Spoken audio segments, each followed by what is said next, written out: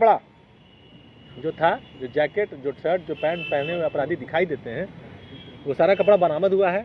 Motorcycle दोनों बरामद हुई, दोनों डिस्कवर मोटरसाइकिल थी, दोनों इन लोगों की निजी मोटरसाइकिल थी।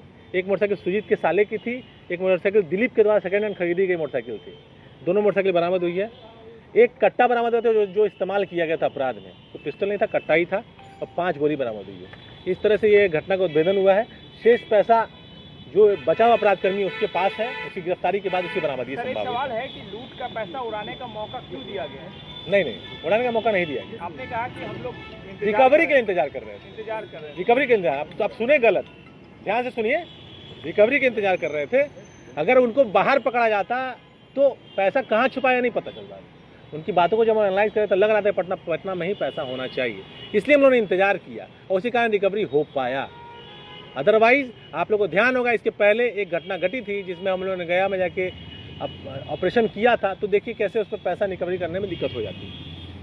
मैनेजर था, ये तीनों स्टाफ काफ़ी पुराने हैं, उनके हितैषी हैं, उनके जान पहचान वाले हैं, उनके भरोसे को लोग हैं, और उन तीनों को उन्होंने एक फ्लैट भी रखा हुआ है जो फ्री ऑफ कॉस्ट वो रहते हैं।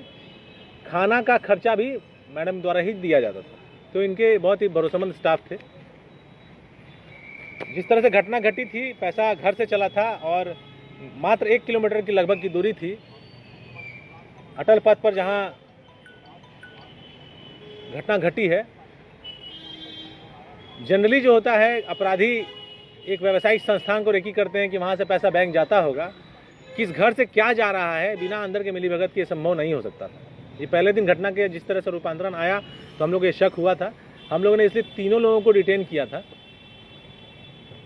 चंदन, संजीव और अरुण, और तीनों से पूछताछ हुई थी। पूछताछ के दिन विदिन 2-3 आवर्स से स्पष्ट हो गया था कि इन तीनों में से कोई ना कोई एक तो मिला हुआ है। हम लोग को ज़्यादातर शक संजीव पे था, मैनेजर इसका नाम है, जो स्टाफ है। और चूंकि वो विक्टिम थे, उस दिन उनके साथ बहुत सारा कड़ाई नहीं हो सकता था। हमारे बहुत तरह के पूछताछ के बावजूद वो लोग टूटे नहीं थे। लेकिन उसके बाद हम लोगों ने फिर उनके बयान पे FIR कराया और फिर उसके बाद अनुसंधान शुरू हुआ। हम लोग की जो टेक्निकल टीम है वो SIT के रूप में काम कर रही थी। हम लोग 100 की CCTV टीम भी थी और हम लोगों ने काम शुरू किया। उसके बाद बहुत जल्द ये खुलासा हो गया कि कौन कौन अपराधी इसमें सम्मिलित हैं।